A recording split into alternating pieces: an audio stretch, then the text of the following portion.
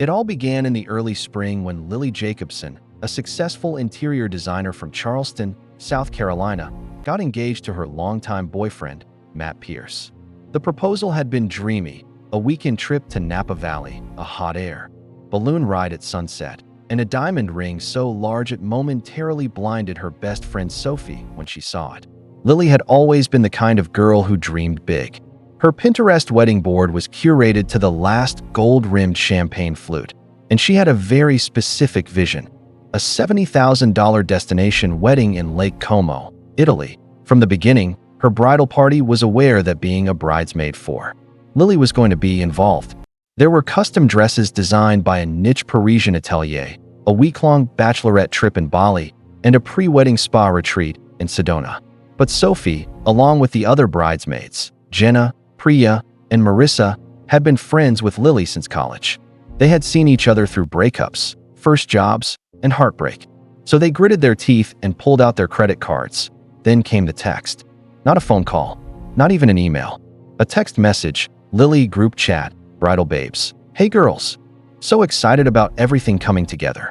One last thing, Matt and I were thinking, since y'all have been so amazing and supportive, and you've been there through everything, we thought it would be really meaningful if my girls gifted us our honeymoon.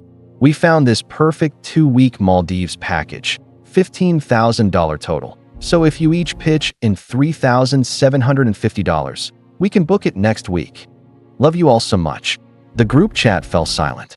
Sophie stared at her screen, unsure if she was hallucinating. Jenna responded with a single blinking gif of a woman in utter disbelief.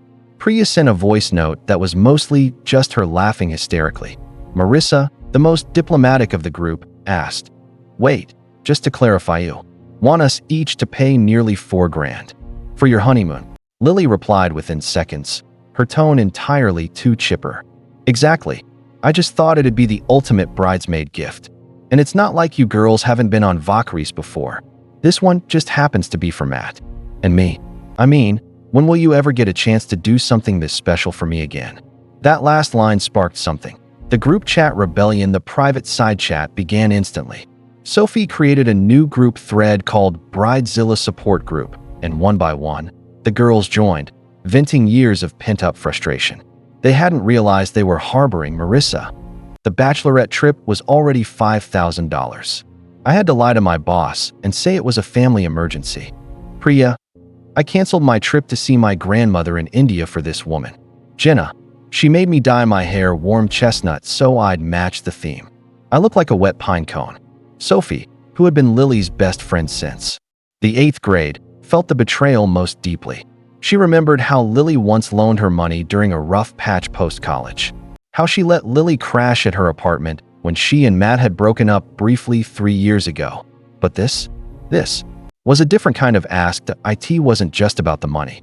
It was about entitlement, a lack of awareness.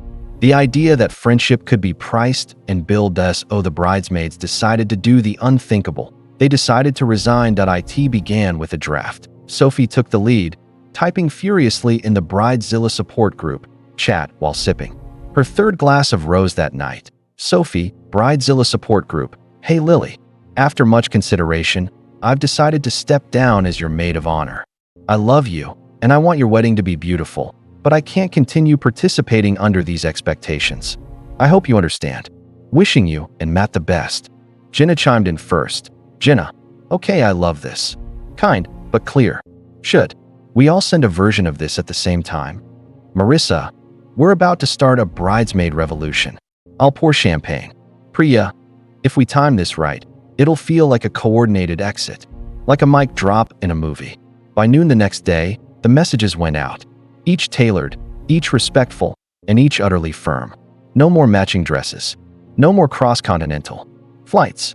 No more emotional blackmail disguised as friendship. And then, silence. For almost 24 hours. Then the storm hit. Lily, group chat. Bridal babes, wait. What? Are you guys serious right now? This is my wedding. You don't just back out like this. This is supposed to be the happiest time of my life. No one replied. She followed it up with a string of increasingly dramatic texts, crying emojis, guilt trips, emotional appeals that all strangely circled back to herself. Lily, I can't believe you'd do this to me. After everything we've been through, I was counting on you. You've ruined this for me. And then, the real kicker, Lily, you'll regret this. You'll all regret this. But the girls didn't. Not even a little. What followed became known among their extended friend group as the Lake Como Fallout. It started small, whispers of Lily's tantrums at dress fittings, a viral TikTok one of the Sedona spa staffers had secretly filmed of her yelling about rose petal density, even a screenshot leak of the honeymoon text itself. The story spread fast. An anonymous Reddit post under r/wedding shaming titled, "My best friend asked me to pay for her $15,000 honeymoon. Am I the jerk for saying no?" reached the front page in under 12 hours. The top comment, "No, but your friend is a walking, monogrammed red flag." Somewhere between that and the think piece BuzzFeed picked up, when did weddings become financial hostage situations? Lily went dark. Meanwhile, the bridesmaids, they were thriving. Jenna got promoted at her firm after finally being able to focus on her work instead of negotiating cake tastings via Zoom. Priya used the money she'd saved to surprise her grandmother. With a visit, she even brought her handmade mango chutney back to the States, and Sophie wept when she tried it. Marissa started dating the guy she met on the Bali trip.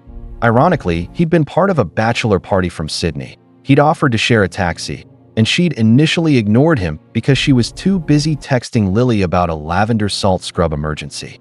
2 months later, they were inseparable, and Sophie started writing.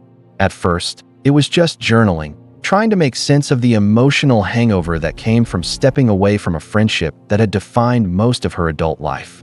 But the more she wrote, the more she realized how many women had been through the same thing. So, she turned her journal into a blog. Unbridesmaid, walking away from toxic wedding culture. Within a month, she had 30,000 followers. A podcast deal followed. Then, a book agent. She titled her debut memoir, Champagne Flutes and Credit Card Debt, The True Cost of Saying I Do'd. And Lily, well, she did still have the wedding. Sort of. A smaller affair in Charleston. A different group of bridesmaids, mostly distant cousins and Matt's younger sister, who were just happy to be invited. She got her perfect dress, her peony-laden aisle, and a 5-tier cake flown in from New York, but the photos looked different, less vibrant. The sparkle was there, but the warmth was missing. No candid laughs, no joyful chaos. Matt, bless him, looked dazed in every single shot. 2 years later, Sophie stood in a sunlit bookstore in Brooklyn, preparing to do a reading of her now best-selling memoir. She sipped a latte, adjusted her glasses, and opened to a dog-eared page, the one about the Maldives text.